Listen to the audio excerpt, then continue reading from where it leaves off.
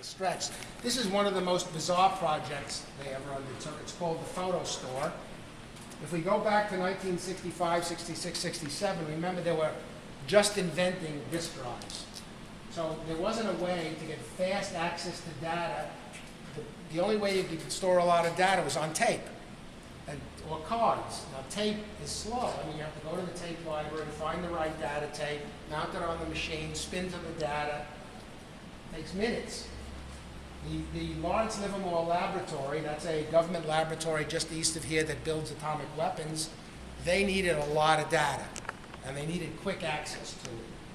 So they asked IBM how to solve the problem, and IBM says, we can store the data on film. This is really strange. So what they did is they built an entire photo processing center in the computer room in a box. And there's an electron gun here, which actually takes film out of these cassettes and writes the ones and zeros right on the film.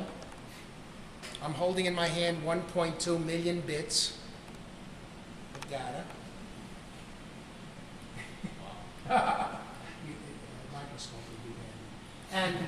And it actually develops, fixes, washes, and dries the film in that box, puts it back in one of these cassettes. And then the cassette gets filed in these sort of egg crate drawers here. Then, how do you retrieve the data? The computer has a directory. It knows where each piece of data is.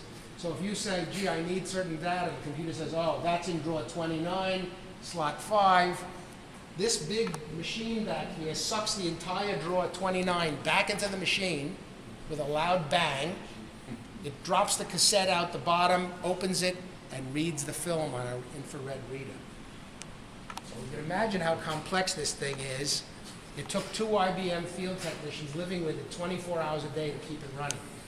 And they had to know about chemistry and vacuum and photography and just amazing machine.